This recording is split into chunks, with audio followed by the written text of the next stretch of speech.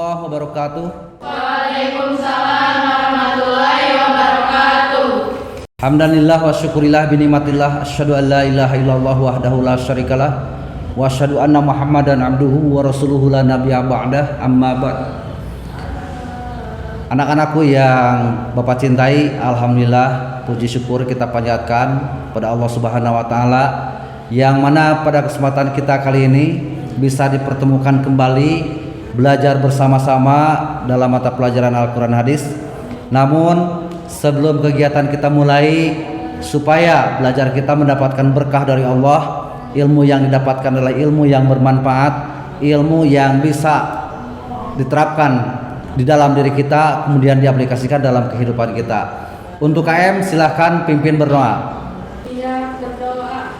Bismillahirrahmanirrahim. Rabbi shrah li sadri wa yassir li amri. Anak-anakku yang Bapak cintai, di kelas 7B ini jumlah siswa semuanya 20 orang. Kemudian yang hadir 18 orang. Dua lagi kemana? Kalau tidak salah Ramlan ya? Dan Siti. Nah, sakit. Oke, kita berdoa bersama-sama semoga teman kita yang sakit segera disembuhkan oleh Allah dan mudah-mudahan bisa segera kembali ke sekolah untuk melaksanakan kegiatan pembelajaran. Anak-anakku yang Bapak cintai, yang Bapak banggakan, Bapak mendoakan agar Anda semua dijadikan anak yang soleh-solehah, anak yang berbakti kepada orang tua, berbakti kepada masyarakat, berbakti kepada lingkungan, bangsa dan negara. Oke, selanjutnya Bapak akan menyampaikan dulu persepsi dari kegiatan pembelajaran yang minggu kemarin, kegiatan sebelum kita hari ini, bahwa minggu kemarin kita membahas mengenai pengertian Al-Quran. Perlu diingat bahwa Al-Quran merupakan wahyu yang diturunkan oleh Allah Subhanahu wa taala dan diberikan kepada kita semua sebagai petunjuk yang menjadi pedoman hidup bagi kita semua. Tentu saja Al-Quran ini sebagai barometer terhadap kebenaran, barometer alat ukur terhadap pijakan kita melaksanakan kegiatan aktivitas kehidupan, dan insya Allah akan membawa kehidupan kita kepada keselamatan, baik selamat dunia maupun di akhirat. Kemudian yang selanjutnya kita insya Allah pada pertemuan kali ini kita akan membahas mengenai pengertian Al-Hadis. Oke anak-anakku semua, sebelum kita mulai pembelajaran, Bapak ingin menyampaikan dulu kegiatan motivasi dengan bentuk tayangan video dan gambar motivasi. Silakan bisa dilihat tayangan video.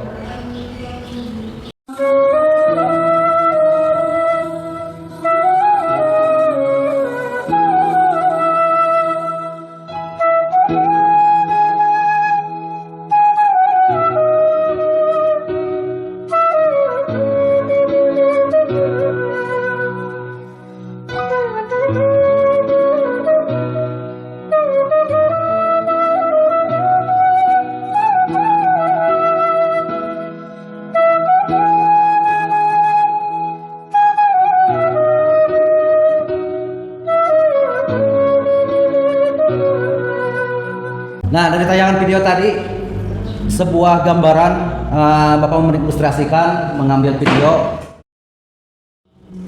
tumbuhan yang dinamakan dengan tumbuhan bambu. Ternyata tumbuhan bambu untuk mempersiapkan hidupnya tidak secara spontan, tetapi membutuhkan waktu yang cukup lumayan banyak atau lama, sehingga dari waktu tadi betul-betul mempersiapkan dirinya untuk tumbuh membesar, kuat dan seterusnya. Nah, hikmah yang kita ambil dari tayangan video tadi bahwa Anda semua anak-anakku yang tersayang, bahwa untuk mempersiapkan diri di dalam menjalani kehidupan, kita akan terus berkembang dan tumbuh. Sehingga tentu saja perlu dipersiapkan sedini mungkin, perlu disiapkan seawal mungkin agar kita siap nanti di dalam menjalani kehidupan di masa yang akan datang. Mungkin itu salah satu hikmahnya. Anak-anakku yang tersayang, alhamdulillah tayangan video tadi insya Allah mudah-mudahan bisa memberikan inspirasi, bisa memberikan motivasi bagi kita semua di dalam melaksanakan proses hidup dan kehidupan di dunia ini.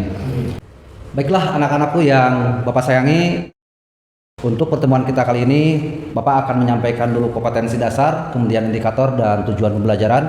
Dan yang pertama untuk kompetensi dasar, Pertama, meyakini Al-Quran dan hadis sebagai pedoman hidup. Kemudian kompetensi dasar yang kedua, memahami kedudukan Al-Quran dan hadis sebagai pedoman hidup umat manusia. Kemudian yang ketiga, memiliki perilaku mencintai Al-Quran dan hadis. Dan yang keempat, mempraktekkan cara hidup yang sesuai dengan Al-Quran dan hadis. Itu untuk KD-nya. Selanjutnya untuk indikatornya atau indikator pencapaian kompetensi. Yang pertama, menjelaskan pengertian hadis. Kemudian yang kedua, menyebutkan fungsi hadis terhadap Al-Quran. Dan yang ketiga, menyebutkan fungsi hadis dalam kehidupan sehari-hari. Selanjutnya yang keempat, menganalisis fungsi hadis dalam kehidupan sehari-hari. Kemudian yang kelima, menyimpulkan kedudukan al-hadis sebagai pedoman hidup. Dan yang terakhir, mendeskripsikan cara efektif memfungsikan al-hadis di dalam kehidupan sehari-hari. Kemudian diupayakan nanti setelah pembelajaran maka bisa mempresentasikan pengertian dari Al-Quran dan hadis. Kemudian untuk tujuan pembelajarannya, pembelajaran kita karena menggunakan model PBL atau Problem Based Learning dengan pendekatan saintifik, maka bisa diambil tujuan pembelajaran yang pertama, ketika Anda telah mendengarkan penjelasan tentang materi ini, maka diharapkan mampu memahami mengenai pengertian hadis. Kemudian yang kedua, setelah mengikuti pembelajaran ini, maka kalian semua mampu menjelaskan dari pengertian hadis tadi. Kemudian yang ketiga, mampu menyebutkan fungsi hadis terhadap Al-Quran, kemudian fungsi hadis di dalam kehidupan sehari-hari. Dan selanjutnya yang terakhir, setelah mengikuti pembelajaran ini, maka diharapkan Anda semua mampu berperilaku yang sesuai dengan hadis, berperilaku dengan mencerminkan sikap yang selalu taat kepada Allah dan taat kepada Rasulnya, sikap dalam berperilaku mencerminkan bahwa hadis itu sebagai sumber hukum Islam yang kedua setelah Al-Quran. Kemudian kita akan masuk kepada kegiatan inti.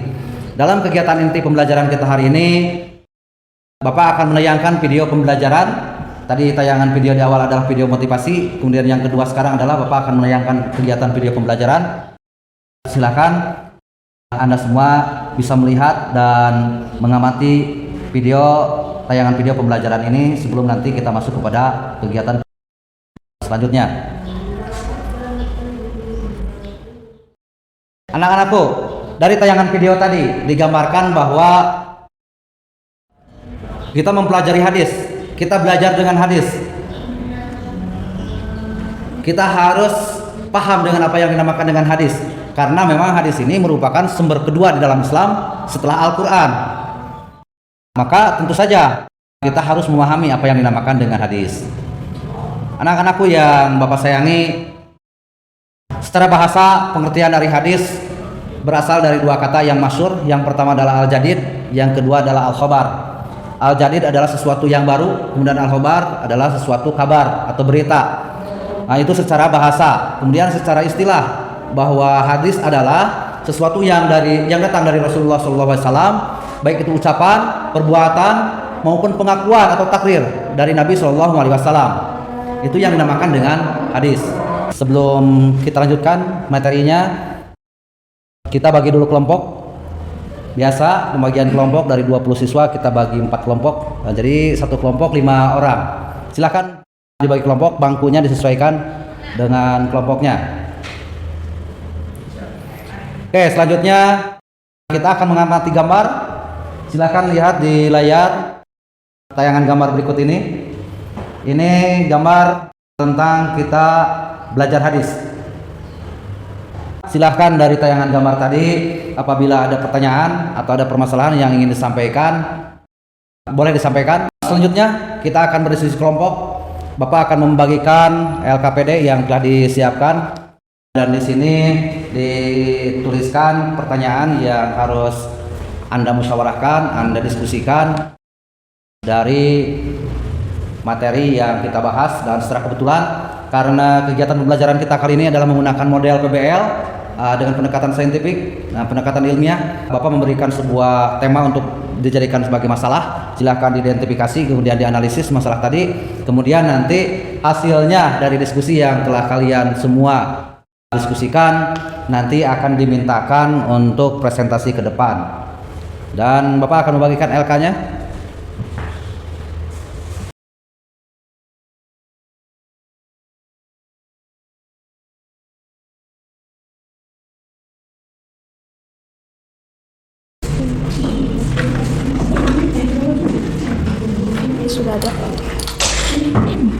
Coba ditulis.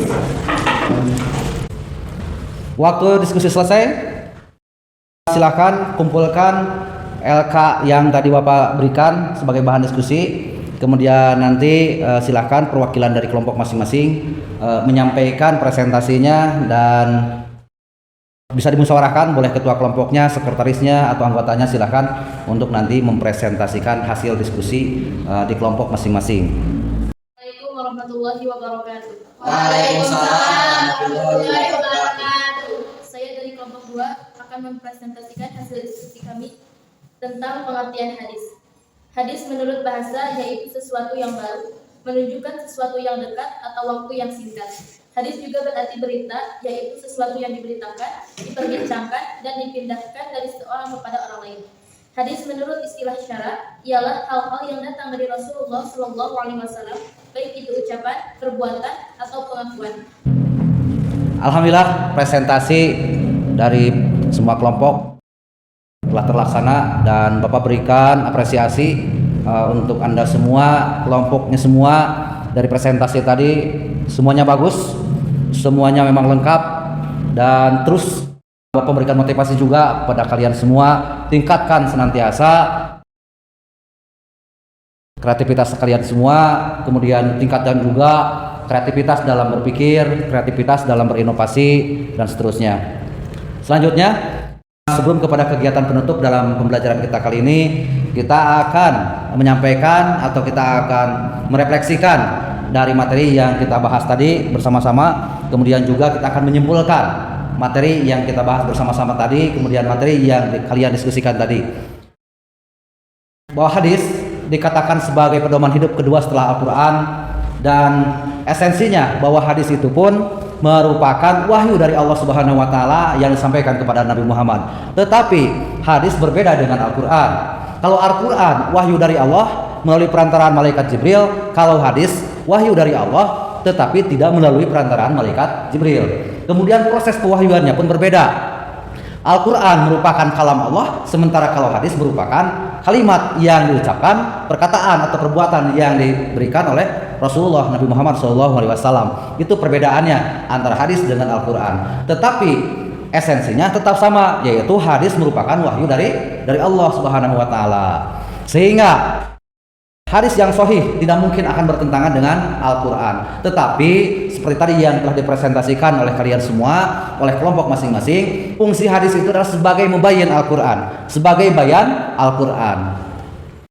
Fungsi hadis sebagai bayan Al-Quran tentu saja akan memberikan sebuah penjelasan ketika apa-apa yang di dalam Al-Quran belum jelas atau masih bersifat umum atau masih tersembunyi, maka fungsi hadis di sana berlaku sebagai penafsirnya. Maka di situ bisa dikatakan bahwa hadis berfungsi sebagai bayan Al-Quran, sehingga hadis tadi kita menjadi acuan bagi kita, bagi umat Islam, bagi manusia yang menyatakan diri beriman kepada Allah, bahwa hadis itu merupakan landasan hukum atau sumber hukum yang kedua setelah Al-Quran.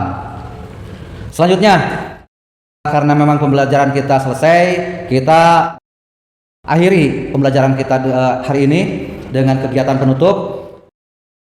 Sebelum kepada kegiatan penutup, Bapak menyampaikan dulu rubrik penilaian, kemudian evaluasi. Ya, untuk evaluasinya ada 5 soal untuk dikerjakan.